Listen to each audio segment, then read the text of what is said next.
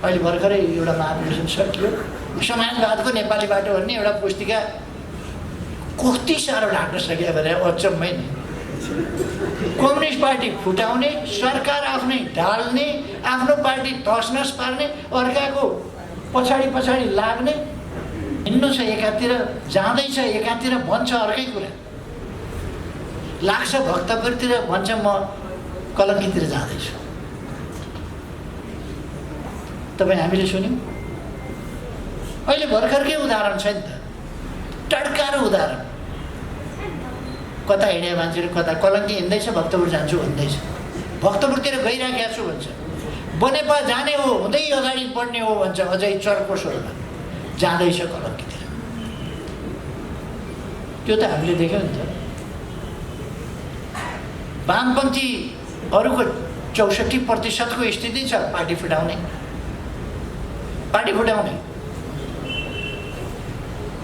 Communist सरकार ढाल्ने, सबै ठाउँमा कम्युनिस्टलाई कमजोर पार्न कुद्ने, अनि समाजवादको नेपाली बाटो भन्ने त्यसलाई। एकजनाले अस्ति भनेको मैले सुने, केपी ओली वामपन्थी होइन रामपन्थी हो भनेको। वामपन्थी भनेको के हो भन्ने कुरा चाहिँ कति बुझ्या रहेछन् उनले भन्ने कुरा मैले सुनको जलारी त्यहाँ लगेर चढाइदिने भने, सुनको जलारी चढाएपछि अब पशुपतिपन्थ हो। वामपन्थी होइन रामपन्थी, रामपन्थीबाट पशुपतिपन्थी। अनि के मन्दिर भत्काउँदै हिँड्ने, मान्छेहरूले कहिले कहिले अलक्षिण पशु भन्छन् नि, त्यो अलक्षिण पशु जस्तो 5वटा अलक्षिण एकैचोटि पसेपछि अर्को पाइयो भने त भाग्या राजा पनि आएर राजा हुन्छ नि त, हुँदो रहेछ। अर्काले हतियार दियो, अर्काले तालिम दियो भने त जनयुद्ध सनयुद्ध पनि हुँदो रहेछ नि। त्यो पनि देखियो। दुनियाँले भगवान् त्यो हो होइन, त्यो जान्नेहरू जानुन्, भन्नेहरू भनुन्, मान्नेहरू दुनियाँले मानिराखेको छ भगवान्। अर्को देशले उसकोमा जन्मिएको होइन तर पनि गर्व गरिराखेको छ, त्यो इतिहास बजाइराखेको छ, आफ्नो ऐतिहासिकता पुष्टि गर्न खोजेको छ, आफ्नो पौराणिकता पुष्टि गर्न खोजेको छ भने हामीले सही कुरा राखेर हाम्रो ऐतिहासिकता, हाम्रो पौराणिकता किन नखोज्ने, किन नभन्ने? त्यो कुरालाई वामपन्थ होइन रामपन्थ माया लाग्यो, कठै गरे वामपन्थी भएर हिँडेको। यसले पारेको असर असाधारण छ। मैले भने म समाजलाई जगाउँदै हिँड्न खोज्छु, भन्दै हिँड्न खोज्छु। हामी यहाँ थियौँ, हिजोको विगतमा अहिले मैले गर्न खोजेको कुरो के हो, एउटा मेरो क्याम्पेनभित्र के पर्छ अहिले नेकपा एमालेको अध्यक्षको हिसाबले, अथवा म सरकारमा आउँदा प्रधानमन्त्रीको हिसाबले पनि मैले गर्न खोजेको कुरो के हो भने हाम्रो विगत बिर्सिनु हुँदैन, हाम्रो इतिहास बिर्सिनु हुँदैन, हाम्रो सभ्यता बिर्सिनु हुँदैन, हाम्रो संस्कृति बिर्सिनु हुँदैन। त्यसो भएपछि हाम्रो पहिचान खोज्न पहिचानको राजनीति भनेर गर्नु पर्दैन। पहिचानको राजनीति समग्र नेपाली पहिचानमा हाम्रो राजनीति, हाम्रो समाज, समग्र समाजमा हाम्रो पहिचान प्रतिबिम्बित हुन्छ। अब त्यसबाट संकीर्ण पार्दै पहिचानलाई साँगुर्याउँदै लाने हो भने नेपाली भन्नुभन्दा अगाडि अर्को भन्ने, अर्को भन्नुभन्दा अगाडि यो अर्को भन्ने, आफूलाई झापाली भन्नु पर्यो, झापालीलाई पनि झापालीको पनि 5 नम्बर क्षेत्रको भन्नु पर्यो, 5 नम्बर क्षेत्रमा दमकको भन्नु पर्यो, दमकको वार्ड नम्बर 5 मा घर भएको भन्नु पर्यो। अनि गर्दै गएपछि अनि जात भन्नु पर्यो, जात मात्रै भनेर भएन, थर भन्नु पर्यो, थर मात्रै भनेर भएन, गोत्र भन्नु पर्यो, पुर्खा कहाँबाट आएका थिए खोज्नु पर्यो, कोसँग के सम्बन्ध पर्छ खोज्नु पर्यो, र अरू बाँकी अलग हुन्छ। आजको हाम्रो आवश्यकता राष्ट्रिय पहिचान हो। त्यो पहिचान भनेको संस्कृतिले दिन्छ, पहिचान भनेको संस्कृतिले दिन्छ। अघि मोहननाथ प्रसादजीले भन्नुभयो नि, रङले, अरू कुनै कुराले कुनै कुराले मान्छेको रङ हेरेर तपाईँ कति विद्वान छ भन्न सक्नुहुन्छ र? कति विद्वान छ भन्ने कुरा रङ हेरेर भन्न सक्नुहुन्न, नाक हेरेर भन्न सक्नुहुन्न, आँखा हेरेर भन्न सक्नुहुन्न। कति विद्वान छ, कति जान्दछ, कति सामाजिक चरित्रको छ, कति समाजका लागि उपयोगी छ, कति समाजलाई बिथोल्ने खालको छ, त्यो कुरा त्यो रङ हेरेर हुँदैन, नाक कान मुख आँखा हेरेर हुँदैन। त्यो व्यक्तिमा निर्भर गर्ने कुरा हो।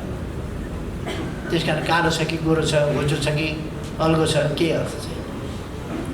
मुख्य कुरा उसको विचार। त्यो विचार हामीले हाम्रो सांस्कृतिक पृष्ठभूमिबाट आजको सन्दर्भमा आइपुग्दा कति त्यसलाई वैज्ञानिक बनाउन सकेका छौँ, कति यथार्थ बनाउन सकेका छौँ।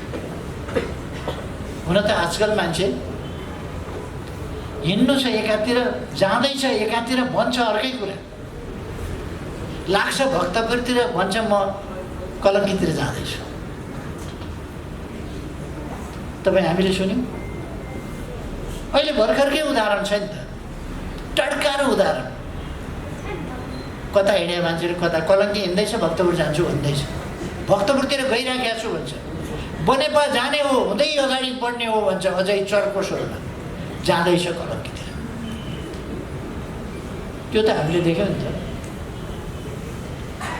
वामपन्थीहरूको 64% स्थिति छ पार्टी फुटाउने, पार्टी फुटाउने, कम्युनिस्ट सरकार ढाल्ने, सबै ठाउँमा कम्युनिस्टलाई कमजोर पार्ने, कमजोर पार्न कुद्ने, अनि समाजवादको नेपाली बाटो भन्ने त्यसलाई। अहिले भर्खरै एउटा महाधिवेशन सकियो, समाजवादको नेपाली बाटो भन्ने एउटा पुस्तिका कति साह्रो ढाक्न सक्यो भने अचम्मै नै।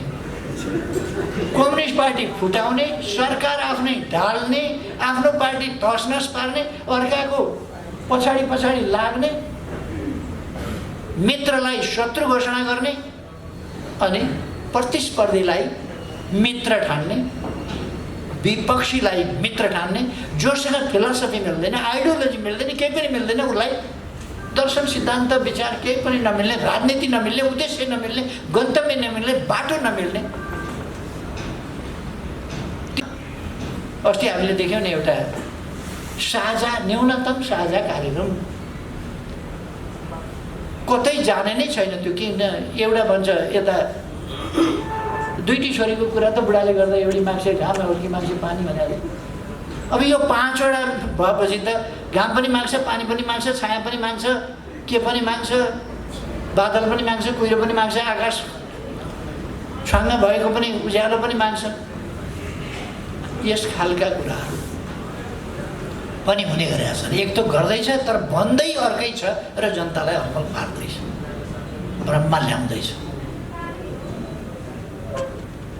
सांस्कृतिक विचलन हुनु हुँदैन भन्छ, भीषण विचलन गरिरहेको छ, भीषण विचलन।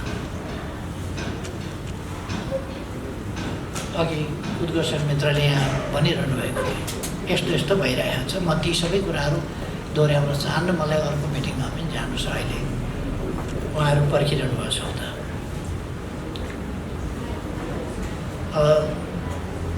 तपाईँहरूले यो विगतमा जुन योगदान पुर्याउनु भएको छ त्यसको संक्षिप्तमा म प्रशंसा गर्न चाहन्छु। र अर्को के भने साहित्यकर्मीहरू, संस्कृतिकर्मीहरू, कलाकर्मीहरू, कलाका विभिन्न विधा, नाट्य होस्, अर्को होस्, अर्को होस्, यी विभिन्न विधाहरू, यी सबै क्षेत्रहरूलाई हामीले समुचित ढङ्गले अलिअलि सङ्गठित गरेका छौँ। तर जसरी यो गतिशील हुनुपर्ने, योजनाबद्ध ढङ्गले गतिशील हुनुपर्ने त्यति भएको छैन। त्यसरी गतिशील नभई, योजनाबद्ध ढङ्गले सङ्गठित रूपमा गतिशील नभइकन वाञ्छित परिणाम चाहिँ हासिल हुन सक्दैन।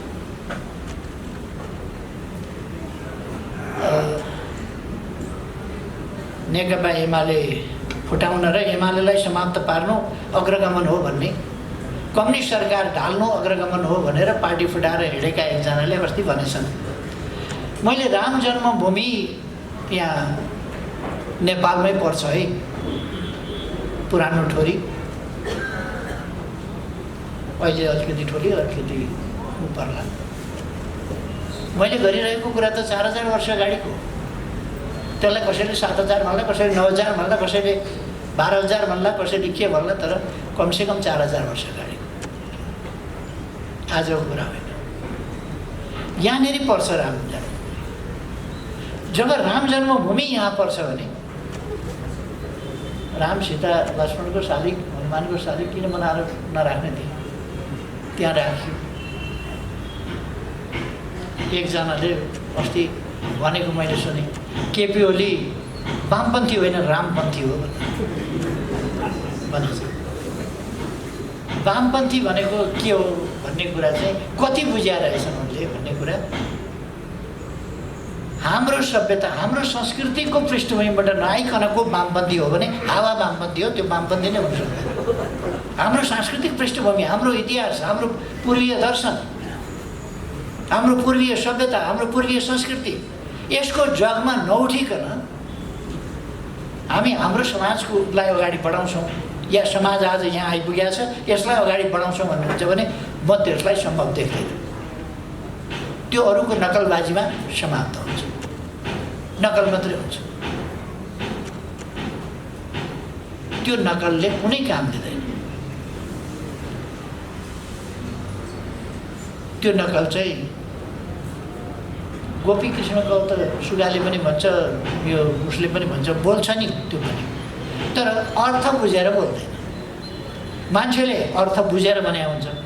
गोपी कृष्ण कहो भनेर उसलाई सिकाएको बडो पुण्य कार्य गरिराखेको छ उसले चरा मार्फत भयो भने। कृष्णलाई सम्झिएको छ, उसले पुण्य कार्य गरिराखेको छ भन्ने ठानेर हुन्छै हुँदैन, त्यो अब नमा होला। तर सुगालाई पुण्य कार्यसँग पनि मतलब छैन, केही पनि मतलब छैन। जे लगातार भन्ने गरिएको छ त्यो सुन्छ र त्यो लगातार भन्ने गरिएको कुरा भन्छ। वामपन्थी भनेको लगातार भन्ने गरिएका सुनिएका कुराहरूको रिपिटेसन होइन। मार्क्सवाद भनेको भन्ने गरिएका र सुन्ने गरिएका कुराहरूको पुनरुक्ति होइन, फेरि वाचन होइन। मार्क्सवाद भनेको पुनर्वाचन होइन। मार्क्सवाद भनेको सामाजिक परिवर्तन सम्बन्धी, मार्क्सवाद भनेको सामाजिक परिवर्तन सम्बन्धी मात्रै होइन, यो त समग्र सृष्टि सम्बन्धी, समग्र ब्रह्माण्ड सम्बन्धी नै यसको आफ्नो वैज्ञानिक दृष्टिकोण रहेको छ, जसलाई हामी द्वन्द्वात्मक भौतिकवादी दर्शन भन्छौँ।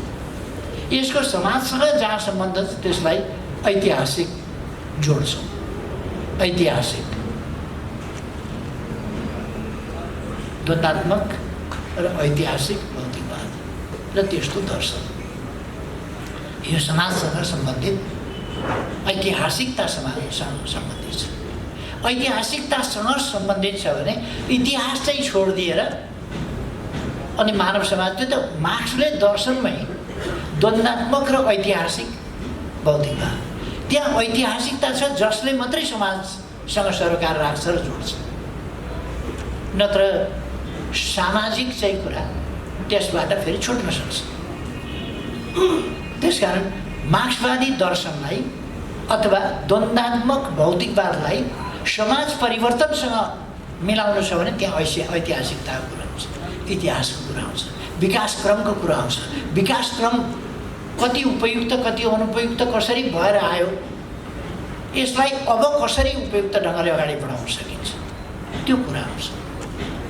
त्यही बुझिएन भने अरूले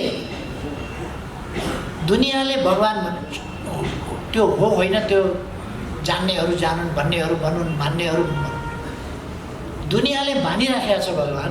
अर्को देशले उसकोमा जन्मिएको होइन तर पनि गर्व गरिराखेको छ, त्यो इतिहास बजाइराखेको छ, आफ्नो ऐतिहासिकता पुष्टि गर्न खोजेको छ, आफ्नो पौराणिकता पुष्टि गर्न खोजेको छ भने हामीले सही कुरा राखेर हाम्रो ऐतिहासिकता, हाम्रो पौराणिकता किन नखोज्ने, किन नभन्ने?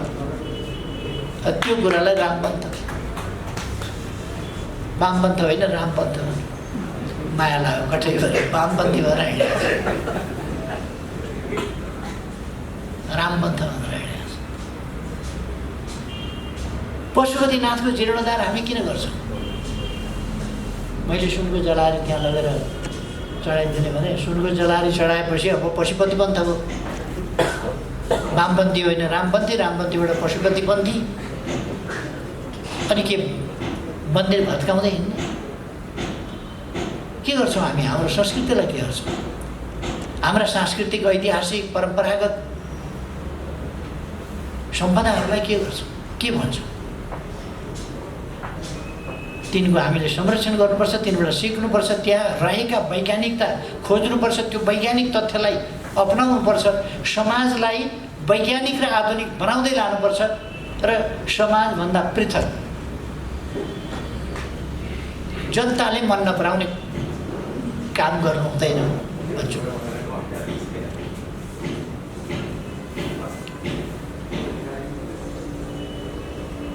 अब विशुद्ध एकाडेमिक व्यक्तिहरू र हामीहरू पोलिटिसियनमा अलिकति फरक के पर्छ भने एकाडेमिक व्यक्तिले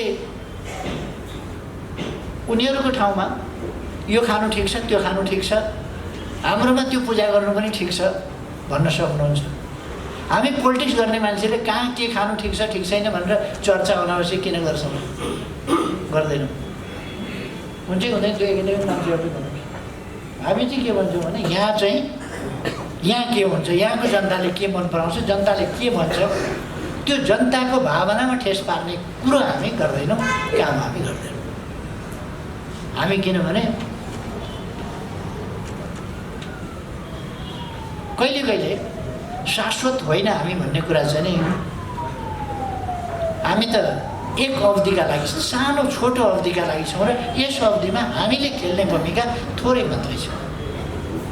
त्यो भूमिकामा अलिकति कन्फ्युजन पैदा भयो भने पनि त्यसले फेरि एउटा अनावश्यक लडाको बन्छ। त्यस कारण कहिले कहिले सत्यम वद प्रियम वद सत्यम अपि अप्रियम मा वद। कहिले कहिले हामीहरूले चाहिँ त्यस्तोमा अलिकति होस गर्छौँ। र मलाई के लाग्छ भने हाम्रो सांस्कृतिक कर्मीहरूले पनि साइन्टिफिक कुरा गरेर साइन्टिफिक कुरा भनेर कोही कुरा छर्लङ्ग साइन्टिफिक मात्रै गर्दाखेरि कहिले कहिले त्यो उपयुक्त नहुन पनि सक्छ। त्यसकारण हामीले समाज धेरै पछाडि छ भने आफू मात्रै अगाडि कुदेर समाज परिवर्तन हुँदैन, समाजलाई सँगसँगै लिएर हिँड्नुपर्छ। इन्जिन धेरै अगाडि पुगिसक्यो, डिब्बा यहीँ छोडिदियो भने डिब्बा त जहाँको त्यहीँ रहन्छ।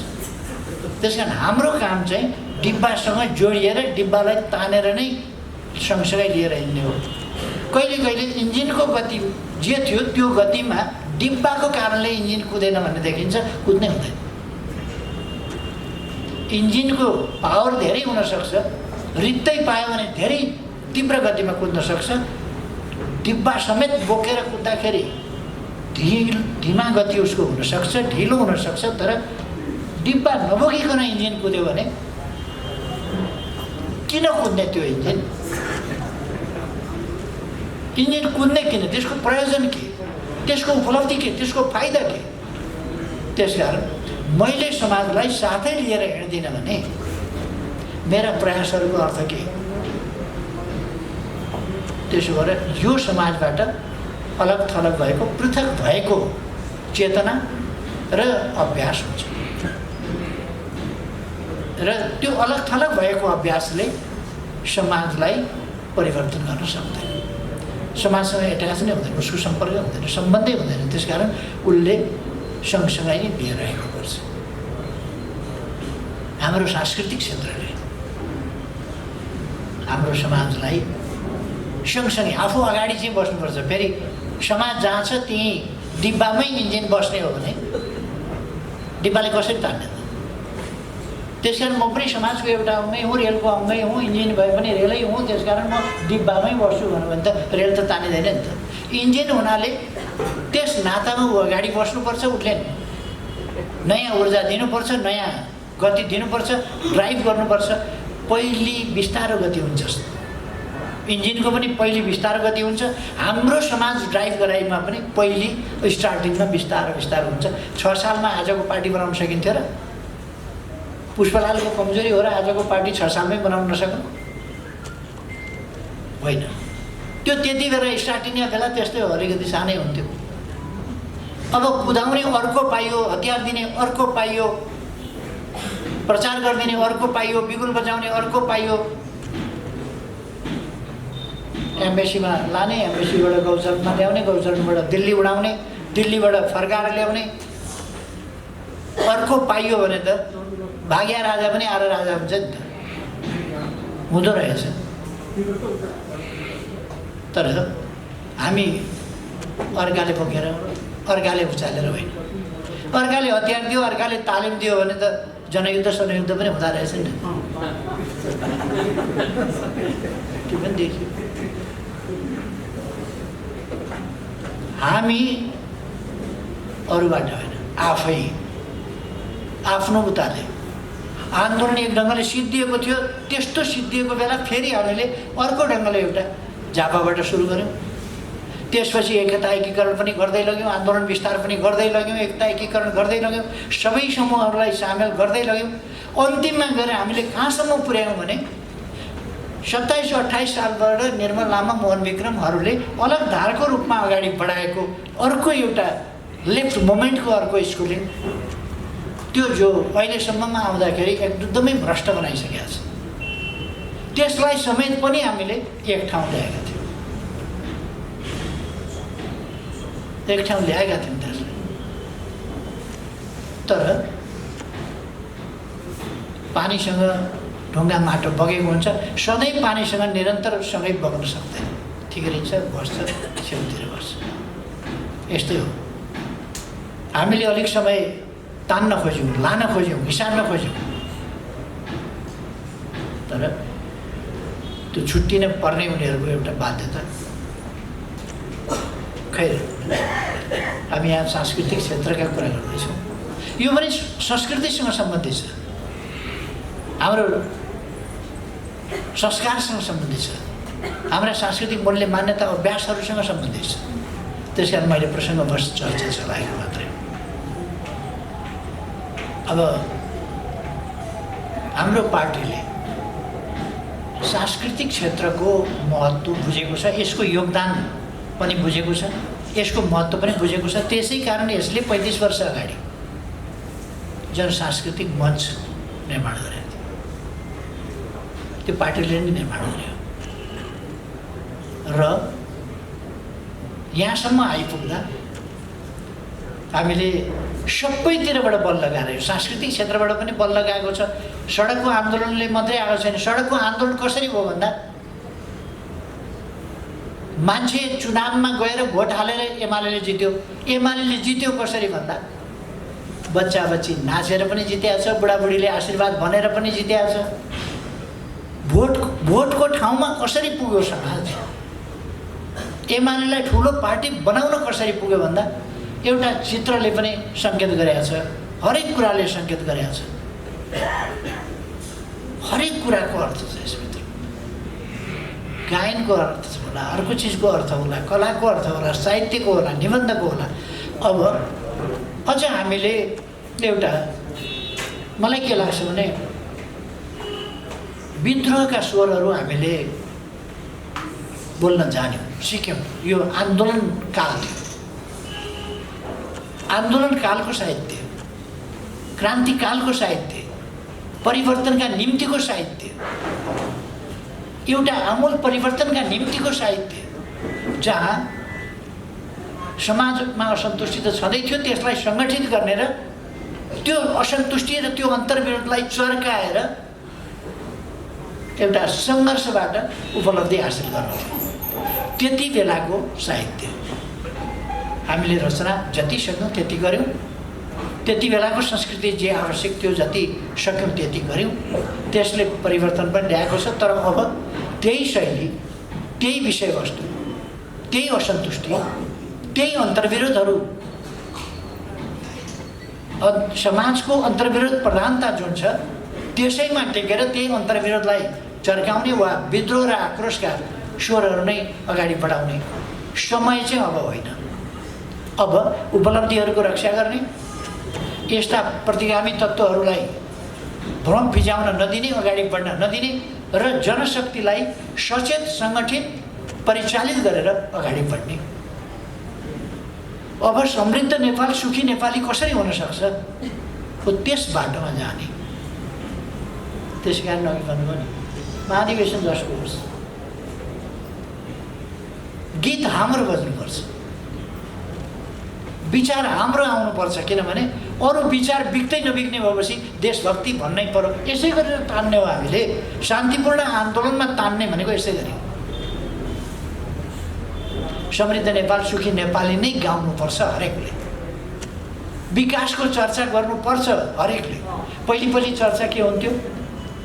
सिम्पली भन्ने हो भने म प्रधानमन्त्री हुनभन्दा अगाडि आम रूपमा पोलिटिसियनले, राजनीतिज्ञले विकास निर्माणको चर्चा, विकासको चर्चा, अर्थतन्त्रको चर्चा, आर्थिक विषयको चर्चा, यो कि इन्टेलेक्चुअलको कि ब्युरोक्राट्सको उनीहरूको विषय हुन्थ्यो, तर पोलिटिसियनले बोल्दैन थियो। अहिले पोलिटिसियनको एउटा एजेन्डा आर्थिक विकास, समृद्धि, उन्नति र जनताका सरकारका विषय नभइकन अगाडि जाँदै जान्छ। विकासको विषयमा हरेक विकासलाई हामीले अब एजेन्डा बनाएका छौँ। यो राष्ट्रिय एजेन्डा बनाएको छ। यस एजेन्डालाई हामीले समुचित ढङ्गले कसरी अगाडि लान्छौँ? आजको हाम्रो संस्कृतिको चुरो कुरा पनि विधान। कसैले कृषिको विकास गरेर, कसैले उद्योगको विकास गरेर, कसैले पर्यटनको विकास गरेर, कसैले शिक्षक काम गरेर पढाएर, कसैले इन्जिनियर भएर निर्माण कार्य गरेर, कसैले डक्टर भएर मेडिकल फिल्डबाट। फिल्डहरू अनेक हुन सक्छन्, तर सबैतिर गर्छन्, तर आँगन एउटै छ भने जस्तो हाम्रो गन्तव्य एउटै छ, समृद्ध नेपाल, सुखी नेपाल। सबै हाम्रा क्रियाकलापहरू यस दिशामा हाम्रो सांस्कृतिक फाँट अगाडि जानुपर्छ। मदन भण्डारी कला साहित्य प्रतिष्ठानले 2-2.5 वर्ष अगाडि एउटा राम्रो कार्यक्रम गरेको थियो। यो हिमवत खण्ड सम्बन्धी साहित्यिक सम्मेलन। त्यस सम्मेलनले वास्तवमा अमेरिकादेखि जापानसम्म विभिन्न देशमा रहेका नेपालीहरूलाई एउटा ठाउँमा, एउटा मञ्चमा ल्यायो। एउटा भावना, नेपालीपन, त्यसलाई जगायो। त्यो संवाद कायम राख्नुपर्छ हामीले त्यसमा। र हाम्रा विभिन्न विधाहरूलाई फेरि एक ठाउँ ल्याउने र हरेक विधालाई आफ्नो आफ्नो ढङ्गले अगाडि बढाउने, ती काम गर्नुपर्छ। फेरि पनि हामीले यो काम चाहिँ खास गरेर फराकिलो सबै विधा, यो जनसांस्कृतिक मञ्चले सबै विधा उगाड्दैन। यसको विधाको अलिकति सीमितता छ, तर सबै विधा उगटेको कला साहित्य संस्कृति, कला साहित्य सम्बन्धी, कला पनि साहित्य पनि सम्बन्धी संस्था, त्यसले पनि यो कुरालाई निरन्तरता दिए राम्रै हुन्छ। र हामीले हाम्रो संस्कृति विदेश गएका नेपालीहरूलाई पनि बिर्सिन नदिने। संस्कृति सम्झिनुको अर्थ, यसको कति महत्त्वपूर्ण अर्थ रहेछ साथीहरूलाई एउटा कुरा सम्झाउँ। कति महत्त्वपूर्ण अर्थ रहेछ यसको भन्ने कुरा 76-75मा हो हामीले भानु जयन्ती मनाउँदा मैले राम जन्मभूमिको कुरा गरेको थिएँ। असार 29 गते भानु भक्तको 205औं कि 7औं त्यस जन्म जयन्तीमा मैले चर्चा गरेको थिएँ। भानुको चर्चा गरेपछि रामायणको चर्चा हुने हो, रामायणको चर्चा गरेपछि वाल्मिकीको पनि चर्चा हुने भयो। वाल्मिकीको चर्चा गरेपछि रामायण भएपछि रामको त चर्चा हुने भयो। रामको चर्चा भएपछि राम जन्मिएको, हुर्किएको, बढेको आदि चर्चा हुने भयो। को थिए, कहाँ थिए, कहाँका थिए, त्यो चर्चा हुने भयो। त्यसै प्रसङ्गमा मैले राम जन्मभूमि त्यहाँ भनेको थिएँ। तर सायद यो पूर्व सालै हो, अघिल्लो एक वर्ष त अच्छा। तर यसपल्ट म प्रधानमन्त्रीबाट हटेको पनि असार 29 गते नै सर्वोच्च अदालतले के भन्यो भने 29 गते नै शेरबहादुर देउवालाई प्रधानमन्त्री नियुक्त गरेर उसै दिन शपथ ग्रहण गराउनु भन्ने परमादेश गर्यो। त्यो असार 29 कटाउन नदिने 28 गते फैसला गरेर 29 गतेकै दिन चाहिँ केपी ओली हट्नुपर्छ, हट्नै पर्छ, किनभने अर्को दिन शपथ ग्रहण गराउँदा शपथ ग्रहण नगराइकन हटेको मानिँदैन। त्यसकारण असार 29 मई तरबार त्यसै दिन चलाउनुपर्छ भन्ने यो संयोग यत्तिकै हुँदै गएर भएको होइन। यो एकदमै क्यालकुलेटिभ ढङ्गले नै गरेको। यो महत्त्वपूर्ण नै रहेछ, यो कुरो निकै महत्त्वपूर्ण रहेछ। त्यसै कारण सम्मानित सर्वोच्च अदालत बाटोबाट कान्लातिर हाम फाल्नु पर्यो। संवैधानिक बाटोबाट कान्लातिर फाल हानेर प्रधानमन्त्री नियुक्त गर्ने संसदलाई थाहै छैन, प्रधानमन्त्री हेरफेर गर्ने संसदलाई थाहै छैन, प्रधानमन्त्री नियुक्त भयो, शपथ ग्रहण गरिसक्यो, संसदलाई थाहै छैन। परमादेश भयो। चुनाव किन चाहियो, अब संसद किन चाहियो, यति ठुलो किन गर्नु पर्यो होला? हामीले गरेका विकास निर्माण, हामीले जगाएको देशभक्ति, हामीले जगाएको राष्ट्रवाद, हामीले जगाएको राष्ट्रिय अडान, राष्ट्रिय स्वाभिमान, राष्ट्रिय गौरव, जसले देश विकास गर्नुपर्छ भन्ने हामीलाई प्रेरणा दिन्छ। किन अहिले 6 महिनामा ब्याङ्कमा पैसा छैन, ऋण काट्नु गयो भनेदेखि पैसा पाउँदैन, जेसुकै धरौटी सरौटी जेसुकै राखोस् पाउँदैन, किनभने ब्याङ्कमा पैसै छैन। यत्रो बिग्ने आयोजना किन काट्नु पर्यो?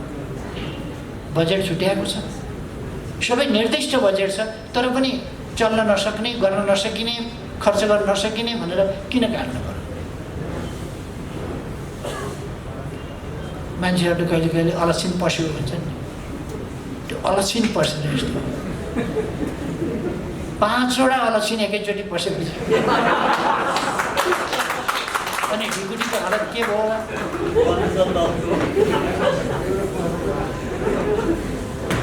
त्यसकारण यस्ता कुराहरूका विरुद्ध हामीले चाहिँ हाम्रो सांस्कृतिक अभियानलाई योजनाबद्ध ढङ्गले अगाडि बढाउनु छ।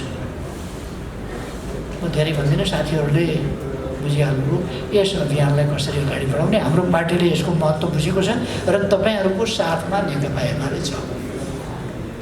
यति भनेर यस आयोजनाको लागि फेरि पनि धन्यवाद भन्दै आफ्नो भनाइ टुङ्ग्याउँछु। धन्यवाद।